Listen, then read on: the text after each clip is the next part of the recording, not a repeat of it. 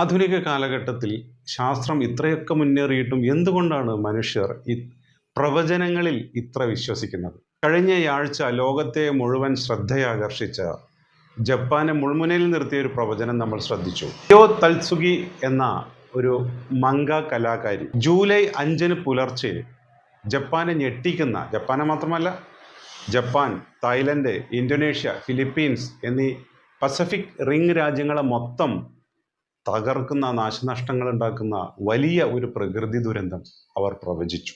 ജപ്പാനിലേക്കുള്ള യാത്രകൾ വല്ലാതെ കുറഞ്ഞു. ജപ്പാൻ ഏറ്റവും കുറഞ്ഞത് $300 കോടി നഷ്ടമുണ്ടായി എന്നാണ് കണക്കാക്കപ്പെടുന്നത്. എന്തുകൊണ്ടാണ് മനുഷ്യർ ഇങ്ങനെ ഇത്തരം പ്രവചനങ്ങളിലേക്ക് വശംവദരാകുന്നത്? അതിന് പല കാരണങ്ങളുണ്ട്. ഏറ്റവും പ്രധാനപ്പെട്ട മനഃശാസ്ത്രപരമായ ഒരു കാരണം എന്ന് പറയുന്നത് അപ്പോഫീനിയ എന്ന നമ്മുടെ മനസ്സിൻ്റെ ഒരു പ്രതിഭാസമാണ്. അവ്യക്തമായ വിവരണങ്ങളിൽ നിന്ന് ഒരു പാറ്റേൺ മനുഷ്യൻ്റെ മനസ്സ് സൃഷ്ടിച്ചെടുക്കുന്നതിനെയാണ് അപ്പോഫീനിയ എന്ന് പറയുന്നത്. ഏറ്റവും ലളിതമായ ഒരു ഉദാഹരണം പറഞ്ഞാൽ, മാനത്ത് കാണുന്ന ഒരു അവ്യക്തമായ മേഘരൂപങ്ങളെ ദൈവത്തിൻ്റെ ഇമേജുകളായിട്ടോ ചിത്രങ്ങളായിട്ടോ അല്ലെങ്കിൽ ദൈവവചനങ്ങളായിട്ടോ ഒക്കെ മനുഷ്യർ അതിൽ നിന്ന് വിവരിച്ചെടുക്കും. മനുഷ്യൻ്റെ മനസ്സ് അതിൽ നിന്ന് വിവരിച്ചെടുക്കും. ഇതിൻ്റെ ഏറ്റവും ഒരു ലളിതമായ ഉദാഹരണമാണ്. റിയോ തത്സുഗി പ്രവചനം നടത്തിയ സമയവും സ്ഥലവും പരിശോധിച്ചാൽ നമുക്കൊരു കാര്യം മനസ്സിലാവും. ജപ്പാൻ ഗവൺമെൻറ് നങ്കായ്ട്രോയിൽ 30 വർഷത്തിനകം കനത്ത ഒരു ഭൂകമ്പം ഉണ്ടാകും എന്ന് പ്രവചിച്ചിരുന്നു. ജനം അത് പ്രതീക്ഷിച്ചുകൊണ്ടിരിക്കുകയാണ്. അത് ഒരു കാര്യം. രണ്ടാമത്തെ കാര്യം, ജപ്പാൻ പോലെയുള്ള പ്രദേശങ്ങൾ ഭൂകമ്പങ്ങൾക്ക് പേരുകേട്ട സ്ഥലമാണ്. ഇടയ്ക്കിടെ ഇവിടെ ഭൂകമ്പങ്ങൾ ഉണ്ടാവും. ഭൂകമ്പങ്ങളെ തുടർന്ന് സുനാമി ഉണ്ടാവും. സുനാമി എന്ന വാക്ക് പോലും ജാപ്പനീസ് ഭാഷയിൽ നിന്നുള്ളതാണെന്ന് നമുക്കറിയാം. അതുകൊണ്ട് ജനങ്ങൾ എപ്പോഴും ഒരു ദുരന്തം പ്രതീക്ഷിച്ച് നിൽക്കുന്ന സ്ഥലം കൂടി. ജനങ്ങൾ ദുരന്തങ്ങളെ വല്ലാതെ ഭയപ്പെടും. നാം എല്ലാവരും അങ്ങനെ തന്നെയാണ്. ദുരന്തങ്ങളെയും നാശനഷ്ടങ്ങളെയും ഭയപ്പെട്ടുകൊണ്ടിരിക്കുന്നതിനെ നാം പ്രതീക്ഷിച്ചു കൊണ്ടിരിക്കും. പാമ്പിന് നമുക്ക് ഭയമാണ്. അതുകൊണ്ട് തന്നെ നടക്കുന്ന വഴിയിലും ഒക്കെ പാമ്പുണ്ട് എന്ന് നമ്മളെപ്പോഴും പ്രതീക്ഷിച്ചു കൊണ്ടിരിക്കും. ഈ ജപ്പാനിൽ ഭൂകമ്പത്തെ പ്രതീക്ഷിച്ചു കൊണ്ടിരിക്കുന്ന ജനത്തിൻ്റെ ഇടയിലേക്കാണ് ഇവരൊരു പ്രവചനം നടത്തുന്നത്.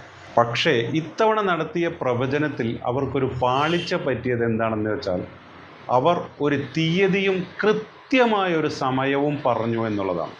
ഇതിനു മുൻപ് അവരൊരു പ്രവചനം നടത്തിയിട്ടുണ്ട്. ആ പ്രവചനം 1992 പറയപ്പെടുന്നു. അതിന് വിശ്വസമായ തെളിവുകളില്ല. അതിലവർ ഒരു രാജകുമാരി മരിക്കും എന്ന് പറഞ്ഞിട്ടുണ്ട്. അങ്ങനെ 1997 ഡയാന രാജകുമാരി മരിച്ചു. അതേപോലെ തന്നെ ടോക്കിയോ ഒളിമ്പിക്സ് ഒരു വൈറസ് രോഗം മൂലം നീട്ടിവെക്കേണ്ടി വരും എന്നും അവർ പ്രവചിച്ചിരുന്നു. COVID-19 ആയിട്ട് വന്നു എന്നാണ് ആരാധകന്മാർ പറയുന്നത്. എന്തൊക്കെ തന്നെയായാലും മനുഷ്യൻ്റെ ഭീതി മുതലെടുത്താണ് ഇത്തരം പ്രവചനങ്ങൾ നടത്താറുള്ളത്. ഇവരുടെ പ്രവചനങ്ങൾക്ക് വേറൊരു പ്രത്യേകത കൂടിയുണ്ട്. എന്തെന്ന് വെച്ചാൽ, പ്രവചിച്ച തീയതി മുതൽ അല്ലെങ്കിൽ പ്രവചിച്ച സമയം മുതൽ 15 വർഷം വരെ അതിന് ഗ്രേസ് പീരിയഡ് ഉണ്ട്. അതായത് അത് അടുത്ത 15 വർഷത്തിനുള്ളിൽ എപ്പോഴും സംഭവിക്കാം എന്നാണ് അവർ പറയുന്നത്.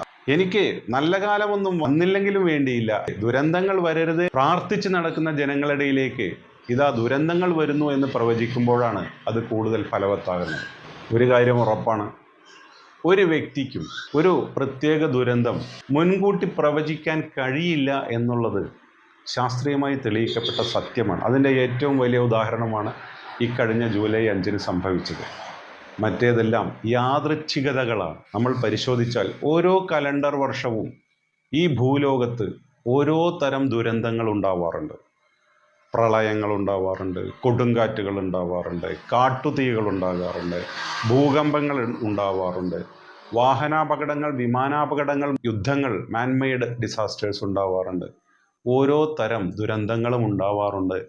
ഇതൊക്കെ വളരെ വിശാലമായ രീതിയിൽ അങ്ങ് പ്രവചിച്ചാൽ എവിടെയെങ്കിലുമൊക്കെ കൊള്ളുമെന്ന് ഈ പ്രവചിക്കുന്നവർക്ക് ഏകദേശം അറിയാം. റിയോ തൽസുഗി അല്ലാതെ ഇനിയും ജപ്പാനിൽ പ്രവചനം നടത്തുന്ന ഒരുപാട് മംഗ കലാകാരന്മാരുണ്ട്.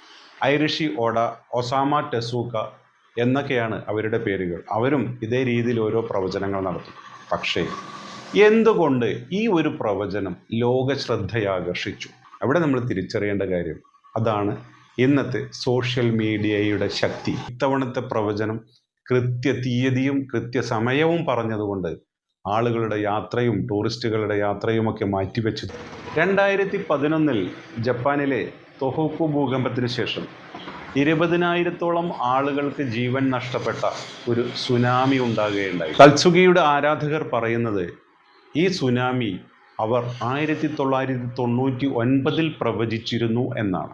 ഫ്യൂച്ചർ ഐ സോ എന്ന മാഗസിനിൽ ജപ്പാനെ പിടിച്ചുകുലുക്കാൻ പോകുന്ന ഒരു ഗ്രേറ്റ് ഡിസാസ്റ്റർ 2011 സംഭവിക്കുമെന്ന് അവർ പ്രവചിച്ചിരുന്നു. അതുകൊണ്ടാണ് ഇവരുടെ വാക്കുകൾക്ക് ജാപ്പനീസ് ജനത ഇത്രയും വലിയ ശ്രദ്ധ നൽകിയത് എന്ന് പറയപ്പെടുന്നു.